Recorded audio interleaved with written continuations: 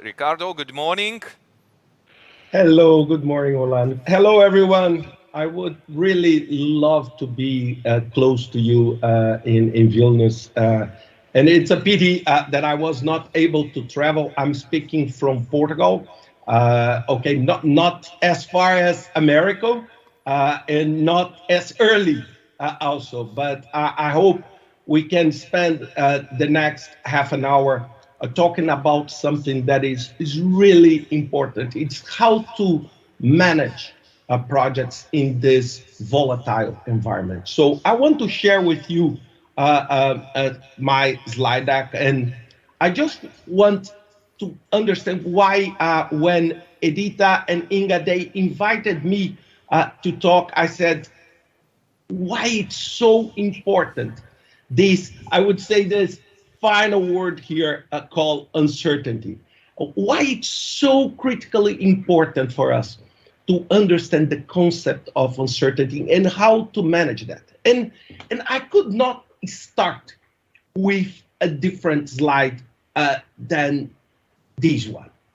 And why this one? This one, of course, on the top left you see COVID. That I don't need to explain more. And then on the top right we see the massive crisis in China real estate and construction with the Evergrande Group. Then on the bottom, we see the challenges and the different points of view on the vaccine mandates and mask mandates and this kind of thing. And then on the bottom right, all the disruption we saw in the real estate.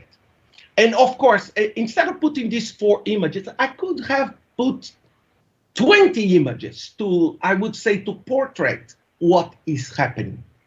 But all of them, they have a single DNA. It's the concept of something unexpected, out of the, I would say, the common path. In some ways, disruptive. I'm not saying from the positive or negative, but something that is shifting the way we plan, the way we execute. And for example, when we see, for example, this top right Evergrande, I think people struggle to understand how big this issue is. Most of the Chinese population, they save in real estate. It's a cultural aspect. It's real estate. So the if some collapse on this kind of company really happens, we are talking about a massive impact on Chinese society, and not just financially, but even in the cultural aspect, in the way they believe, I would say, safe investment is. We see a drama. I live in Portugal and I live here. I live abroad. I'm Brazilian, but I live abroad for quite a while, more than 10 years. And I'm living now in Portugal. And up to 2016, online shopping was okay, but it was not, I would say, something very big here, like, for example, in the US or other countries. Now, in something like 1 year and a half with COVID, everything changed. I can buy pretty much everything online and have them delivered to my home.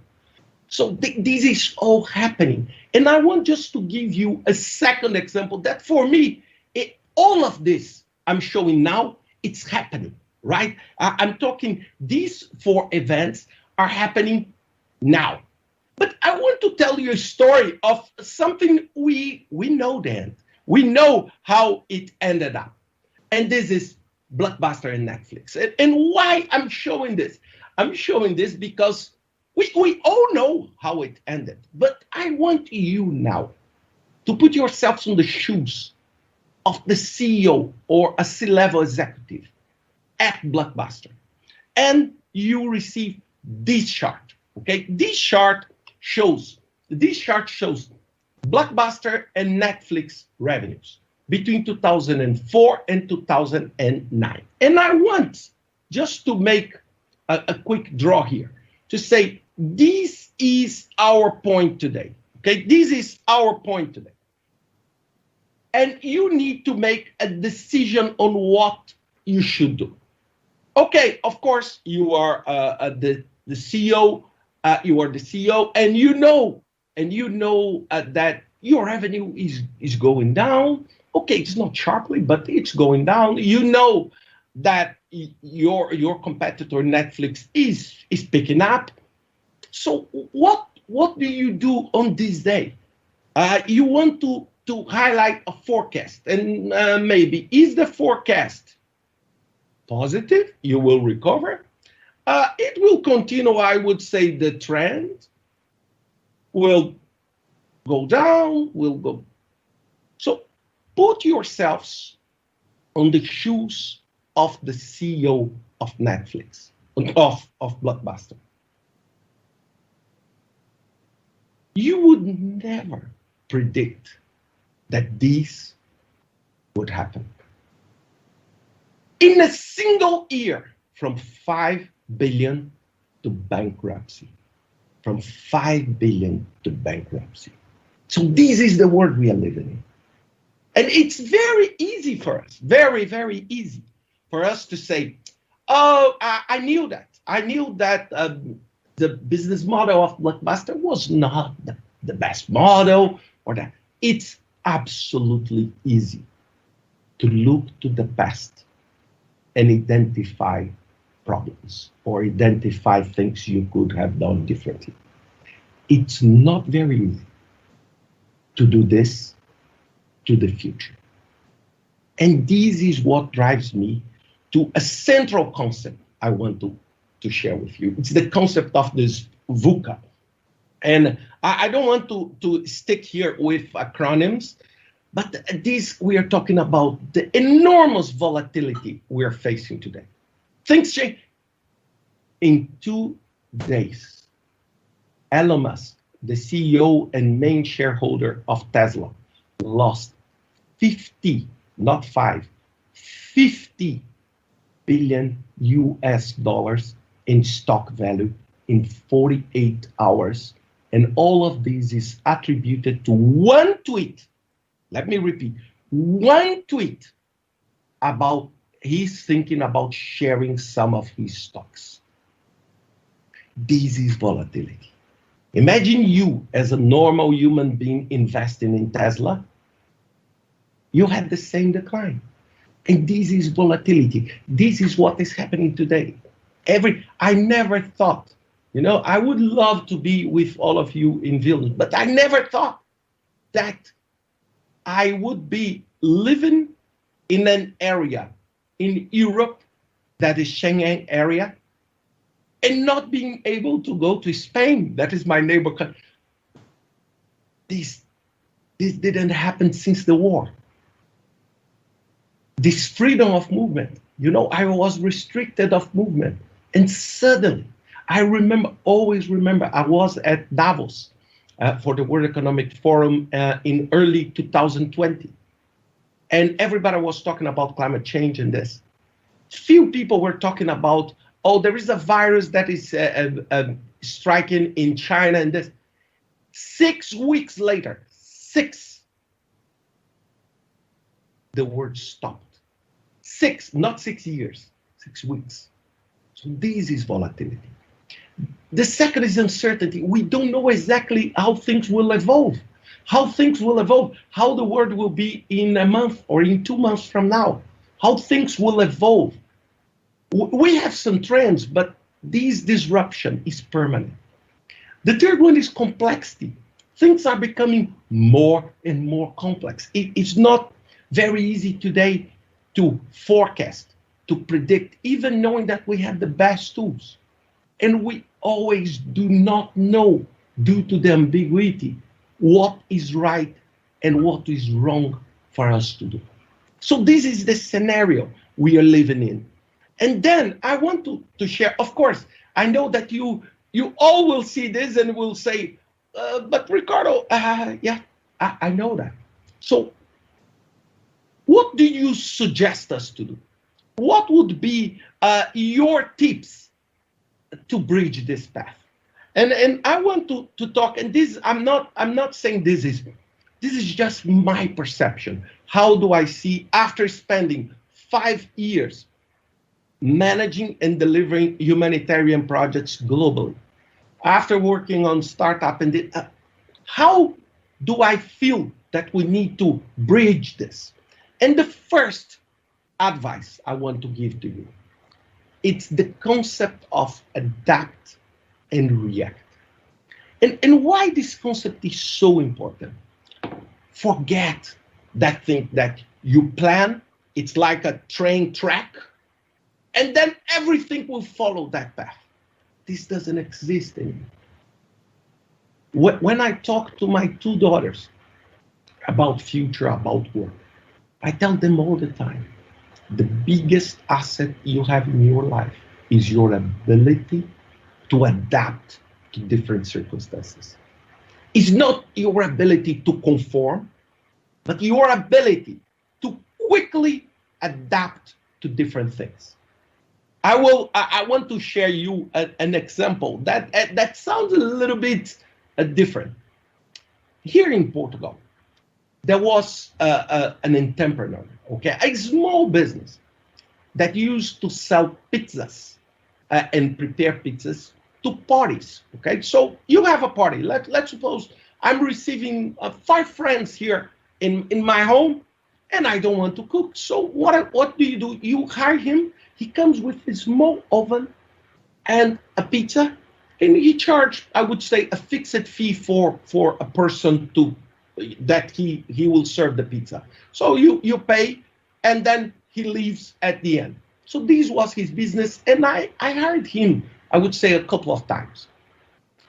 When COVID struck, what happened? There's no party, you cannot leave, you cannot do anything. So he was absolutely, his business was absolutely in track. Do you know what he did? He said, I need to reinvent my business. I need to adapt. And then he started testing the pizza and pre-cooking the pizza on his stove, and then packing and freezing the pizza. And he started offering the pizza, I would say pre-ready. You buy it and it's ready, but you need just to put in your oven, a hot oven, and it will become crispy and perfect. 2 years after, he now sells more than 5,000, let me repeat, 5,000 pizzas per week. He became one of the biggest business because now everybody, my home, I have everybody. So he adapted and reacted to different circumstances. For example, like this conference. You know, you are, Edita and Inga are adapting themselves to the different circumstances. You cannot say, oh, I want a full in-person event. Why? Because it's too risky today for you to do that. Because legislation, because the government can shut down, close borders, and do things like that. So they are preparing a hybrid model. And this is adapt and react. And trust me one thing. Do you know how it's hard for me to do that? I am right now talking to a camera. I'm alone in my office talking to a camera. I don't know if you are smiling, listening, enjoying or not. I'm also adapting myself to this new environment. And this permanent perception of adaptation is what brings us further. And this is my first tip. Don't try to oppose. Try to embrace and adapt. My second one, and I love this image, and I will keep the image for a moment. It's learn to unlearn. And this there is a YouTube channel that I really like. It's called Smarter Every Day. And the host of this channel, he did an experiment. He put a gear in the bike that changes to the opposite the way you drive a bike. For example, if you do this, you go to this way. If you do this, you go to the other way. It took him 8 months to learn how to use this bike. It means to unlearn and learn again. So it's hard to unlearn because we have a lot of things in our minds. And you need to be able. And this is why, for example, I am such a dramatic fighter against this concept of saying, oh, this is the right and this is the wrong. And what brings you, your company, your organization, and your project forward is your ability to unlearn and learn again. I remember when I started working on project management, when I did my PM&P exam in 1998, do you know what was a successful project? It's a project on time, on budget, on schedule, right? This triangle. But you know, it was not my responsibility at that time to see, is the product I'm producing relevant or not? If you produce on time, on budget, and within the parameters of quality, you're done. No matter if you produce something that nobody will use. Today is far different. So we need to unlearn. Today, for example, if you go to the new PM&PMO, if you go to agile, everything is about how do you add value. If you are not producing value, it doesn't matter if you produce something irrelevant on time. It doesn't matter. So this is learning to unlearn. And I do this all the time with myself. Every time I have a strong belief, I immediately challenge that belief. And how do you do that? You look for diversity. You look to talk to people that do not think exactly like you. This is an opportunity for you to learn to unlearn. Learn to think differently. Learn to unleash this new potential. And this is my second tip for you. You need to be able to do that. The 30 is all about simplify things. And I always remember when I was learning at the school. I'm a chemical engineer, so and all my career is on the engineering side. And I remember sometimes that we thought that professor is so good, it's so good that I'm able to watch a 2-hour class and do not understand anything. He's so superior intellectually that I cannot even understand what he or she is talking. Today is the opposite. Today is the opposite. It's all about how you make complex things simple. And I have one sentence that I want you to keep in mind that I use during all my time at the UN when people try to explain to me. I'd say, explain to me thinking I am an 8-year-old boy. Use simple words. Use simple concepts. Try to be sharp, clear. Simplify your management process. Simplify, because if you take something that is already complex, remember the VUCA concept, and put a layer of complexity on the management, you are not helping, you are just destroying everything. You need to simplify. Simplify reporting, simplify meeting, simplify communication. Speak in a simple and plain language. This is simplified. This is your answer to this VUCA environment. When you do not communicate clearly, people fulfill your lacks of communication with whatever they think. And this is why, for example, we live in a planet that is bombarded by fake news every single day. Why fake news? Because people distort the way people communicate, because the communication many times is not clear or is not definitive. So you need to simplify everything you can to make your journey from A to B as smooth as you can, so you can deliver that. The other one is about fear.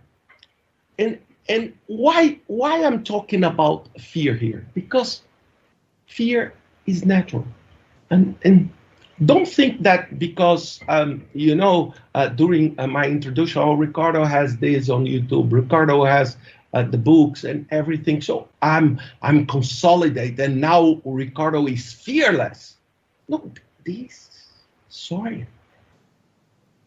is pointless. I have fear like any of us. It's a natural survival principle. So you need to accept that things are scary. Yesterday, I was talking to a VC in Canada, and he was talking about some, I would say, crazy things on biotech. When we finished the call, I said, wow, what is going on here? And this is natural. You need just to manage. Or don't you think I was completely scared when I faced the challenges of COVID, when suddenly everything shut it down, and I said, what I will do? I need to work. And this is natural. So if you want to survive in this VUCA environment and bridge this, you need to be able to accept that this is a natural feeling. And manage, of course, in a way that you can go through that and you do not become stuck. Because many times when fear comes in, you just paralyze.